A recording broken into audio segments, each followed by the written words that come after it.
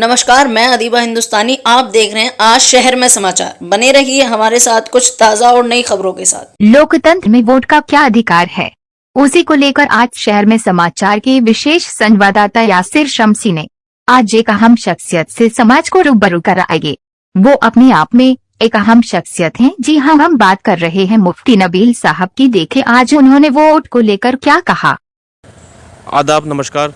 आप देख रहे हैं आज शहर में समाचार। इस वक्त मैं मौजूद हूँ शेरकोट की खौ बैराज पर, जहां मैं आपको एक ऐसी शख्सियत से रूबरू कराऊंगा जो अपने आप में एक अलग पहचान रखते हैं।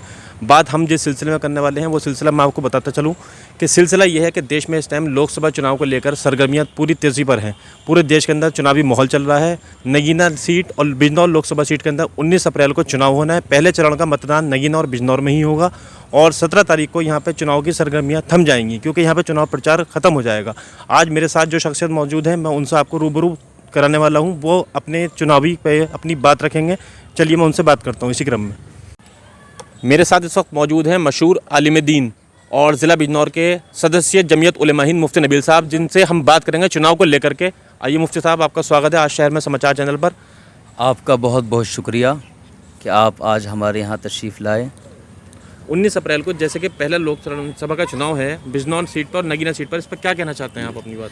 18वीं लोकसभा का इलेक्शन के पहले मरहले की वोटिंग 19 अप्रैल को होनी है, जिसमें नगीना लोकसभा सीट शामिल है। हम नगीना लोकसभा सीट के तमाम वोटरों से अपील करना चाहते हैं कि वो 100% तौर पर बाहर निकल के वोट करें, अपने लोकतांत्रिक अधिकार का इस्तेमाल करें। साथ साथ हमें यह भी याद रखना चाहिए कि एक जमहूरी मुल्क में वोट ही सबसे बड़ी ताकत होती है। मुफ्ती साहब, जैसे कि आपके इदारों के पीछे या आपके पीछे इतने समाज में लोग चलते हैं, तो आपको क्या कहेंगे इसके ऊपर कि वोट किसको देना चाहिए? कौन सही कैंडिडेट है और कौन सही पार्टी है? इस सिलसिले में हम किसी पार्टी के तर्जमान तो नहीं हैं, लेकिन साथ साथ हम ये भी ज़रूर कह देना चाहते हैं कि जिस वक्त नगीना लोकसभा के सीट के वोटर जब वोट डालने चाहें तो अपने जहन में इस बात को रखें कि जिस पार्टी को और जिस उम्मीदवार को वोट दे रहे हैं, क्या वो पार्टी मुल्क के हक़ में और कौम के हक़ में बेहतर है या बेहतर नहीं है। क्या वो उम्मीदवार वो पार्टी भाईचारे को फ़रोग़ देने वाली है या फ़रोग़ देने वाली नहीं है। जैसे लोकतंत्र में सभी को अपना वोट देने का अधिकार है और लोकतंत्र के अधिकार के अकॉर्डिंग सभी लोग अपने मत का प्रयोग करते हैं, तो क्या शरय के अंदर भी कहीं ना कहीं इस चीज़ का रोल है? हाँ, ये हमें जानना चाहिए कि वोट की बाज़ाब्ता एक शरई हैसियत है और वोट डालना एक शरई फरीज़ा है।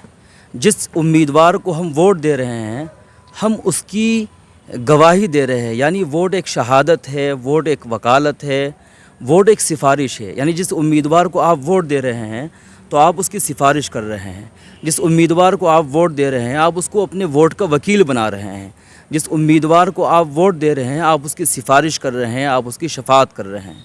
मैं बस आखिर में नगीना लोकसभा सीट के तमाम वोटरों से ये अपील करना चाहता हूँ कि वो 19 अप्रैल को बाहर निकल के 100% तौर पर वोट करें।